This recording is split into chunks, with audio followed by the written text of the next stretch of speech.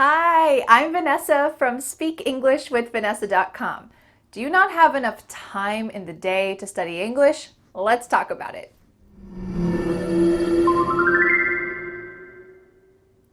You're busy, I'm busy, let's get right to the point. How can you be more productive and find time to study English? This is one of the most common excuses I hear from English students. I want to be fluent in English, but I just don't have enough time. Don't worry, me too. I have a 2.5-year-old son, a 2-month-old son. I run an online English business, including making these lessons for you, and I still try to find time to spend time with my husband and relax a little bit for myself. It's tough to be productive and find time in a busy day. Time is a valuable resource, but I have some tough love for you. If you really want to do something, you will find time to do it. But how?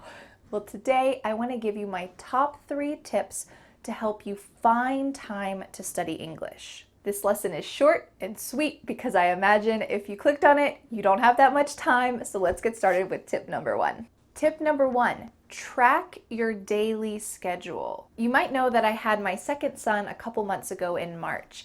And because I work for myself as an online English teacher, I wasn't given a maternity leave by a company. I had to create my own maternity leave. And that means that I needed to create materials in advance, YouTube videos in advance, course lessons in advance, and have it prepared so that I could take a little break after my son was born. With my first son, it was no problem to create material in advance because I had all the time in the world.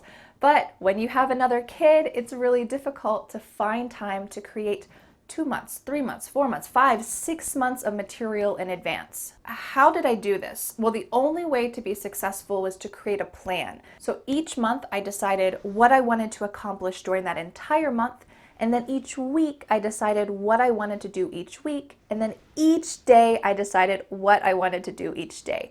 When I broke it down into those small sections, scheduling every part of the day, tracking what I was going to do, also scheduling free time, scheduling time to be with my 2-year-old, the things that I enjoy, I was pretty surprised. When I looked at my daily schedule, I had enough time.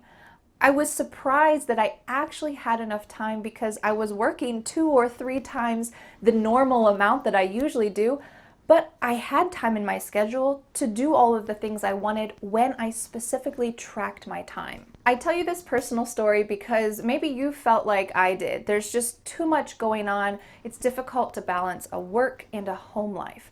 But when you track your day and try to figure out what works best for you in a schedule, you'll realize that you probably have enough time to study English. For me, I broke my day into some main sections, and these main sections are going to be different for you. For me, they were 9 to 12, 1 to 3 when my son is resting or taking a nap, 3 to 5, and then nighttime after he was asleep. By realistically looking at each day, I realized how much time I actually had. For some of those periods of time, I was just playing with my son or going to the gym. These were things that I wanted to do. But when I tracked my day, I realized I had enough time for what I needed to do and also what I wanted to do. You can use a Google Calendar and block off your day. This is what mine looked like, but of course yours is going to look different. Yours might be get ready, commute, work, lunch, work, commute, see family, eat dinner, evening, sleep. It's probably not possible or a good idea to study English while you're at work, but now you can visually see your day, which leads us to tip number 2. Tip number 2 is to integrate English into your daily habits. Now that you know what your daily schedule looks like, how can you fit English into those different sections? Let's take a look at the Google Calendar again. If you're like me, when you're getting ready for the day, you're kind of like a zombie and your brain is not ready for something new like English, but maybe while you're in the car or on the train commuting to work, this could be a great time to listen to an English podcast or maybe make a playlist of some English songs that you like and listen to those songs, or listen to a short clip from an audiobook in English. If you're part of an English course, like my course, the Fearless Fluency Club, which you can learn more about up here, you could download the MP3 version of all of the lessons and listen to it while you're in the car. Or maybe you could talk with another member in the evenings when your home is quiet. Spend 15 minutes just chatting together in English. Here's some other ways that you can just easily integrate English into your daily habits, the things that you're already doing in life. You could make a grocery list or a to-do list in English. Change your phone's language to English. You could talk about your daily actions as you're doing them. I'm putting the sweater over my dress shirt. These types of daily explanations are great for using English.